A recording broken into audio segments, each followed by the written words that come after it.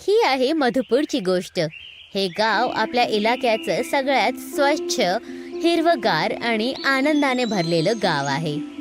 ह्याला सगळ्यात जास्त स्वच्छ गाव होण्यासाठी सरकारने गावाच्या प्रत्येक माणसांना 50,000चा इनाम दिला आहे.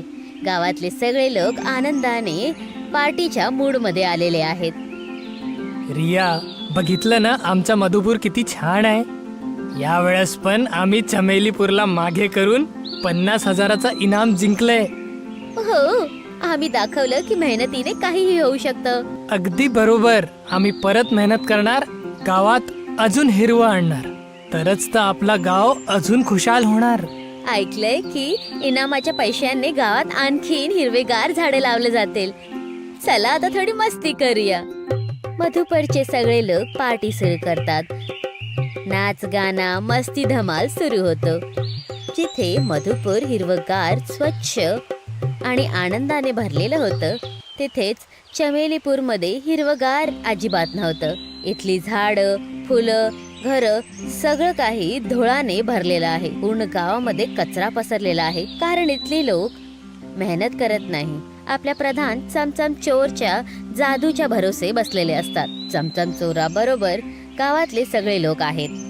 या वेळेस पण आपल्याला नाही, अपितू मधुपूरला 50,000चा इनाम भेटलं. ते तर भेटणारच बाबा.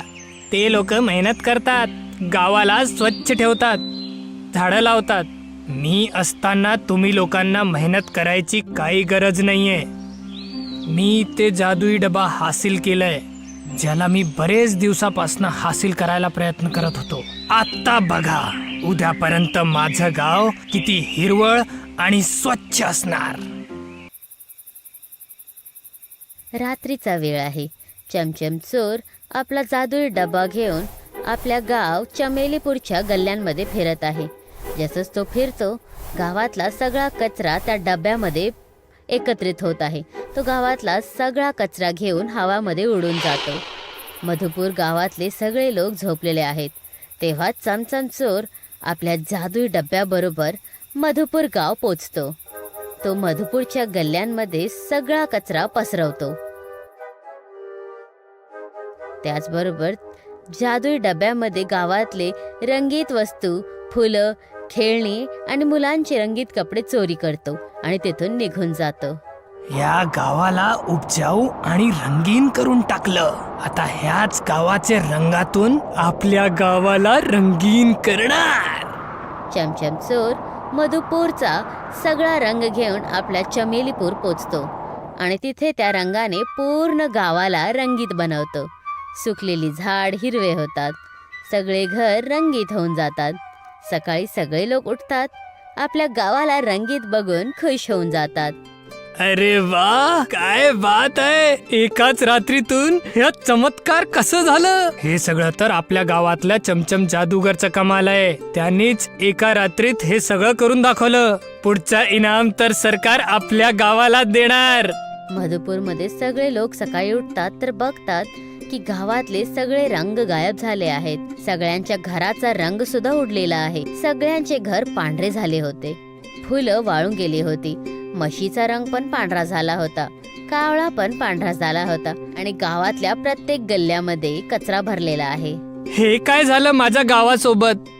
सगळे रंग गायब झाले. हो, हा कचरा बघ. काल रात्रीपर्यंत हे गाव स्वच्छ होतं. हे कसं काय झालं? कालच तर आपल्या गावाला सगळ्यात स्वच्छ गावाचा अवॉर्ड मिळाला होता. आज इतकं गंद कसं होऊ शकतं? होऊ शकतं की रात्री आंधीमध्ये उडून कचरा आला असेल. कचऱ्याचं तर ठीक आहे, पण गावातील रंग कसं गायब झालं? आपल्याला पुन्हा आपल्या घरांना पेंट करावं लागेल, हिरवीगार झाडे लावावं लागतील आणि गावाला स्वच्छ करावं लागेल. हा, ह्याच्यासाठी तर आपल्याला अख्खे गावाचा साथ पाहिजे. मधुपूर गावातले सगळेजण गावाची साफसफाई करायला सुरुवात करतात. काही लोक गावाच्या घरांना पेंट करत आहेत. गावातले लोक पूर्ण दिन मेहनत करून पूर्ण गावाला रंगीत बनवतात. आता बघा, आपला गाव कसे चमकदार झालंय. सगळं काही ते रंगीत बनवू शकणार, पण ती पांढरी म्हस, पांढरे कावळे त्यांना कसं रंगीत बनवायचं? रात्रीचा वेळ आहे. मधुपूरचे सगळे लोक झोपत आहे. तेव्हा चमचम चोर आपला जादुई डबा घेऊन येतो आणि पूर्ण गावाचा रंग आपल्या डब्यामध्ये चोरी करतो. हिरवीगार झाडे धूसर होतात, रंगीत घरं पांढरी पडतात. तर मजा येणार. पूर्ण रंग घेऊन जाणार आणि आपल्या गावाला अजून सुंदर करणार. नाही, मग पुढच्या महिन्याला आपल्या गावाला 50,000चा नाही 1,00,000चा इनाम मिळणार. सकाळचा वेळ आहे.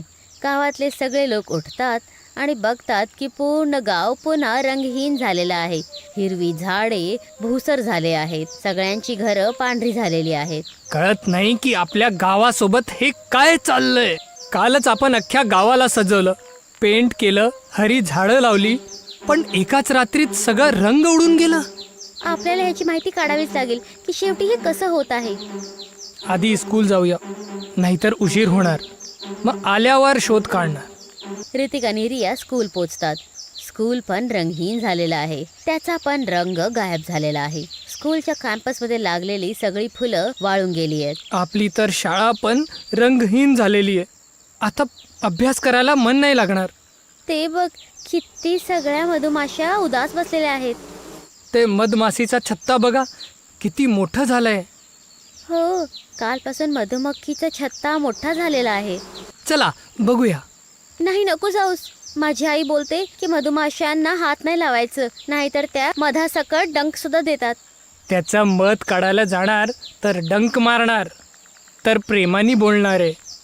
ऋतिक, रिया आणि स्कूलची काही मुलं बघतात की खूप सगळ्या मधुमाशा उदास बसलेल्या आहेत. ऋतिक छत्त्याच्या जवळ जातो. ऋतिक, तिकडे जाऊ नकोस. आता मधुमाशी रागवली तर तुझा चेहरा पण मधाचा डबा होऊन जाईल. भिवू नका, काहीच नाही होणार. ऋतिक त्या छत्त्याजवळ जातो आणि बघतो की मधुमाशीचा छत्ता तुटलेला आहे. ऋतिक मधुमक्खीच्या छत्त्याला प्रेमाने हात लावतो. जसंच त्या छत्त्याला प्रेमाने हात लावतो, त्यातून एक सोनेरी मधुमक्खी बाहेर येते. ऋतिक, पळ, ही तर राणी मधुमाशी आहे, ही आपल्याला सोडणार नाही. सगळी मुलं मधुमाशांच्या राणीला बघून घाबरून पळून जातात. घाबरू नका, मी काहीच नाही बोलणार. राणी मधुमाशीचं बोलणं ऐकून सगळी मुलं तिथेच थांबतात. तुमचं छत्त का तुटलेलं आहे? कोणी तोडलं? हो, आणि तुम्ही सगळ्या मधुमाशा उदास का बसलेल्या आहात? पूर्ण गावाची फुलं वाळलेले आहेत. आम्ही मध बनवण्यासाठी रस कुठून घेऊन यायचं? हो, गेल्या 2 दिवसांपासून माझ्या गावातली सगळी झाडं रंगहीन झालेली आहे. आमच्या घरांचा रंग सुद्धा गायब झालेला आहे. हे सगळं चमेली गावाच्या चोर चमचम चोराने केलेलं आहे. तो आपल्या गावातून फुलं आणि रंग घेऊन आपल्या गावाला सजवत आहे. अच्छा, म्हणूनच तर मागच्या काही दिवसापासून आपल्या गाव मधुपूरचं सगळं रंगबिरंग सामान पण गायब होत चाललंय. ह्या चमचम चोर पासून निपटायचा काय उपाय आहे? तो खूप मोठा जादूगर आहे. त्याच्याकडे एक जादुई डब्बा आहे, ज्याच्या सहाऱ्याने तो पूर्ण गावाचा रंग वडून घेतो. आम्हाला याच्याशी वाचण्यासाठी काय करावं लागेल? याचा एकच उपाय आहे. तुम्ही आम्हा मधुमाशांसाठी फुलं घेऊन या. मग आम्ही मधुमाशा गावाच्या चोहीकडे एक मोठासा छत्ता बनवेल, ज्याने तो चमचम चोर मधुपूर गावाला येऊ नाही शकणार. हे सगळं ऐकून रिया आणि ऋतिक दुसऱ्या गावातून फुलं घेण्यासाठी बाहेर जातात. खूप सगळी फुलं तोडून आणतात. हे बघून सगळ्या मधुमाशा आनंदाने आणि सगळ्या फुलांमधून रस घ्यायला लागतात. सगळ्या मधुमाशा फुलांमधून रस वळून गावाच्या चोहीकडे मधुमाशांचा छत्ता बनवते. आता मधमाशींनी आपल्या गावाला त्यांचे छत्तापासून सुरक्षित केलंय. आपल्याला आपल्या गावाला परत सुंदर करायला हवं. हो, चला घरांना पेंट करूया आणि हिरव्यागार फुलांची झाडे लावूया. मधुपूरची सगळे लोक मिळून गावामध्ये सफाईचा काम करतात आणि हिरवेगार झाडे लावतात. आपल्या आपल्या घरांना पेंट करतात. सगळेजण आनंदाने राहायला लागले. रात्रीचा वेळ होता. चमचम चोर आपला जादुई डब्बा घेऊन रंग आणि रंगीत वस्तू चोरण्यासाठी मधुपूरसाठी निघून जातो. जसंच तो मधुपूरच्या बॉर्डरवर पोचतो तर तो बघतो की मधुमाशांनी छत्ता लावलेला आहे.